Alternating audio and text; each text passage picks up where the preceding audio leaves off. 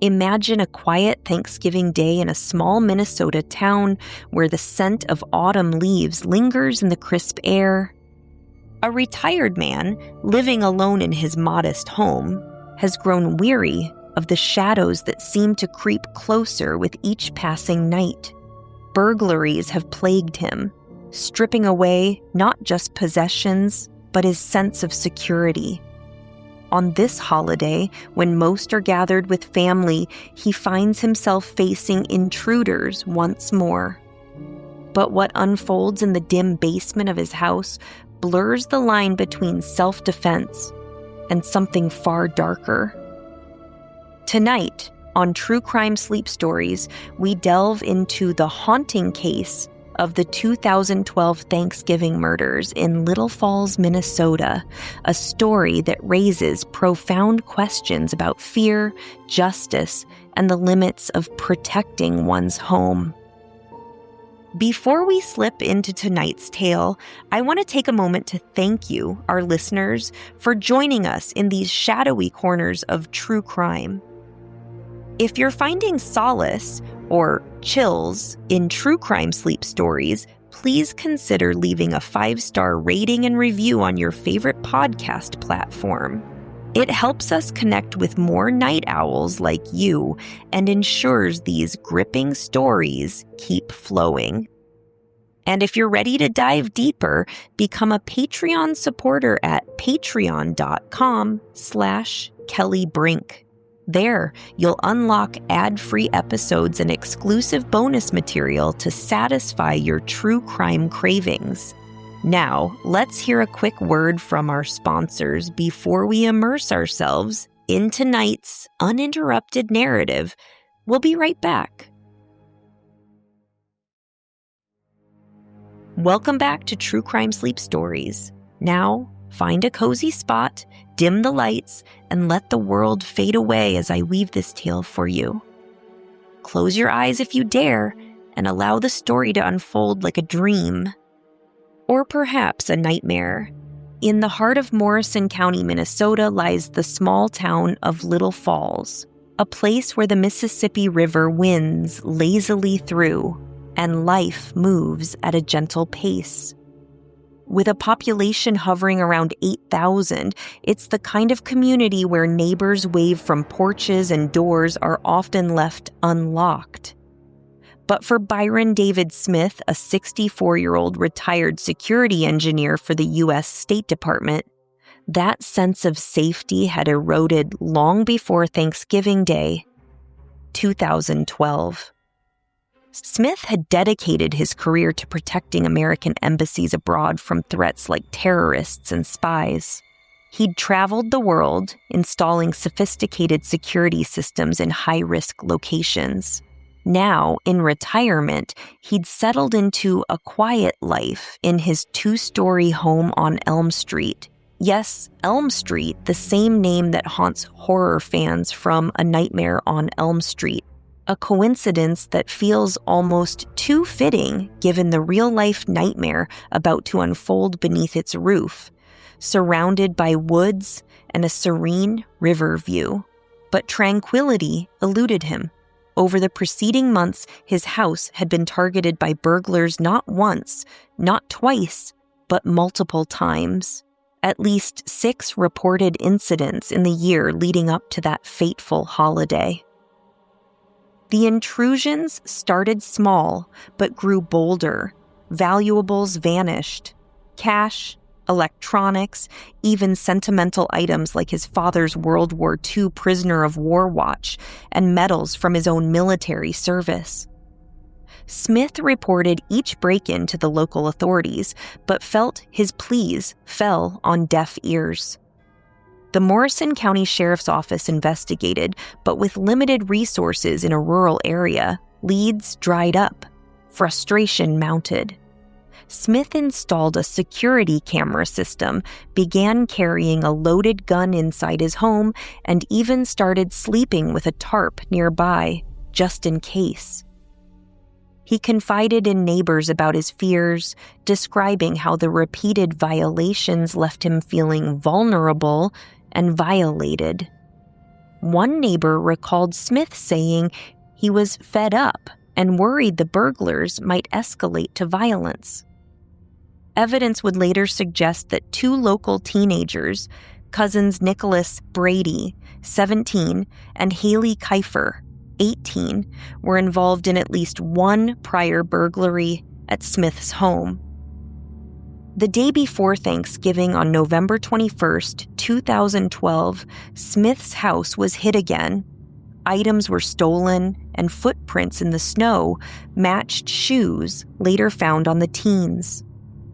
Autopsies and investigations linked them to the scene through physical evidence, including a vehicle seen nearby. Nick and Haile came from troubled backgrounds. Nick had a history of petty thefts, and both were known in the community for dabbling in minor crimes, reportedly to fund social activities like parties. But on that Thanksgiving morning, as families across America prepared turkey and pies, the cousins set out on what would be their final outing. Smith, alone for the holiday, noticed suspicious activity early that day. He spotted a car driving slowly past his property multiple times, a red or maroon vehicle that matched one owned by a relative of the teens. Paranoid from the recent spate of break-ins, Smith decided to prepare. He moved his own truck away from the house to a nearby workshop, creating the illusion that no one was home.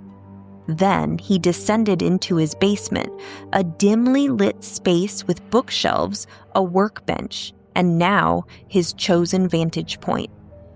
Armed with a Ruger Mini 14 rifle, he positioned himself in a chair behind a barricade of books and boxes. He had bottles of water and energy bars at hand, as if anticipating a siege.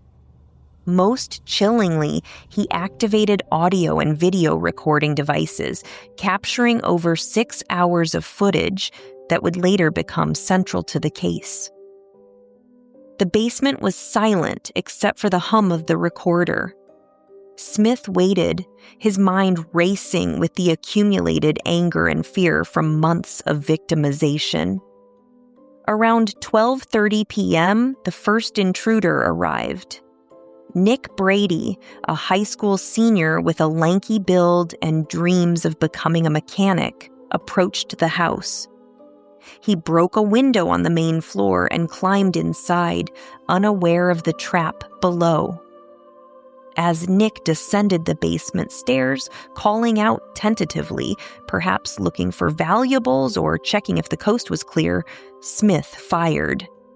The first shot struck Nick in the chest, sending him tumbling down the stairs. Smith fired again, hitting him in the back. Nick lay wounded on the floor, gasping. What happened next crossed a threshold. Smith approached the fallen teen and delivered a final shot to Nick's head. On the audio recording, Smith's voice is calm, almost detached. "You're dead." He then dragged Nick's body across the floor, wrapped it in a tarp to contain the blood, and placed it out of sight in a workshop area. He reloaded his weapons and resumed his wait, muttering to himself about the intruders being like vermin. About 10 to 15 minutes later, Haile Kifer entered the home through the same broken window.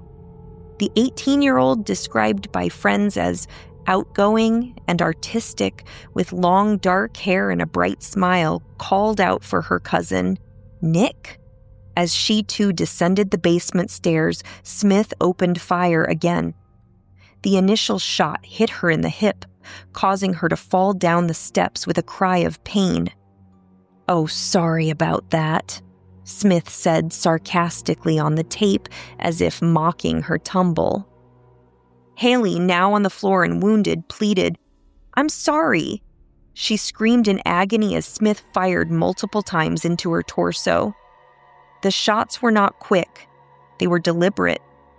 Haile twitched and gasped, clearly no longer a threat. Yet Smith dragged her body next to Nick's, placed the revolver under her chin, and fired a final, finishing shot. His recorded words were haunting. "You're dying." He later referred to her as bitch and expressed no remorse in his monologue, viewing the act as cleaning up a mess and fulfilling a civic duty. The autopsies confirmed the brutality.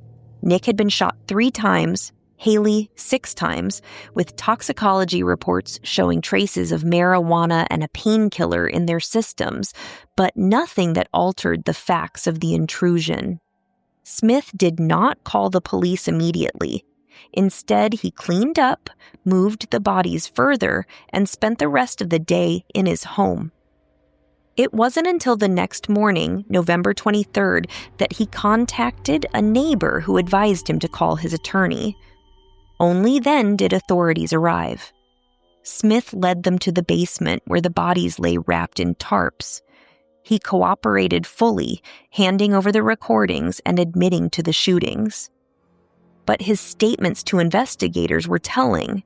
He confessed to firing more shots than I needed to, and explained that he didn't want to bother law enforcement on a holiday. The case exploded into public consciousness. Morrison County Sheriff Michael Wetzel held a press conference emphasizing that while homeowners have rights, the law doesn't permit you to execute somebody once a threat is gone. Smith was initially charged with 2 counts of second-degree murder, but a grand jury upgraded them to first-degree premeditated murder in April 2013. The evidence was damning. The recordings painted a picture not of panicked self-defense, but of calculated ambush and excessive force. As the trial approached in April 2014, the small town of Little Falls was divided. Some residents sympathized with Smith, seeing him as a victim pushed to the brink by repeated burglaries and inadequate police response. He was terrorized in his own home, one supporter argued. Others were horrified by the audio, which captured Smith's cold demeanor and taunts. The teens, though intruders, were unarmed and young, products of a community struggling with youth issues like drug use and boredom. No one disputed the burglary, but the question loomed, when does protection become vengeance? Under Minnesota's Castle Doctrine, deadly force is permissible in one's home to prevent a felony like burglary or to stop imminent great bodily harm. Legal experts agreed the initial shots might have been justified. Smith reasonably feared for his life as strangers entered his domain. But the subsequent firings, after the teens were down and incapacitated, veered into execution territory. As Hamline University law professor Joseph Olson noted, self-defense ends when the threat does. You can't finish them off. Prosecutors argued premeditation. Smith had lain in wait, darkened the house by removing light bulbs, and rehearsed lines on tape, like, "In your left eye," which eerily foreshadowed a shot to Haile. The defense portrayed him as a frightened elderly man, scarred by prior break-ins, who acted out of necessity. But the jury, after hearing the graphic recordings and viewing crime scene photos, deliberated for just 3 hours. On April 29, 2014, they found Smith guilty on all counts. He was sentenced to 2 concurrent life terms without parole. Appeals followed. The Minnesota Supreme Court upheld the conviction in 2016, rejecting arguments about jury instructions and evidence exclusion.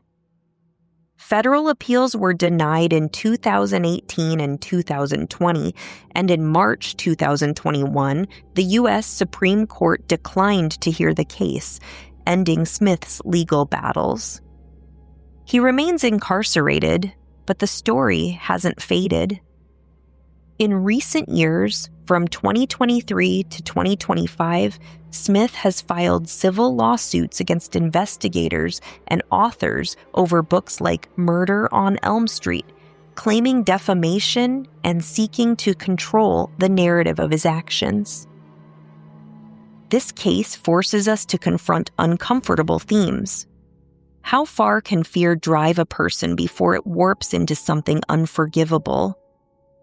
In a society where home invasions instill terror, where do we draw the line on self-protection? Minnesota's laws aim to balance rights, but Smith's story illustrates the peril of excess. The teens' choices led them to that basement, but the response they met raises questions about proportionality and humanity. What if authorities had cracked the prior burglaries sooner? Could intervention have prevented this tragedy? These queries linger, echoing in the quiet nights of Little Falls.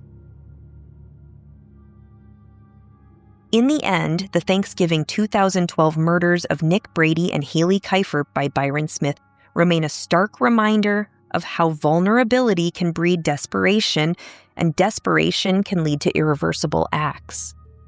Smith, once a guardian of security overseas, became a figure of controversy at home, convicted of premeditated murder for exceeding the bounds of defense. The case sparked nationwide debates on gun rights, castle doctrines, and the reasonable person standard, challenging us to ponder, when does safeguarding one's sanctuary turn into a snare? As we close this chapter, remember that true crime isn't just about the darkness. It's about the lessons that light the way forward.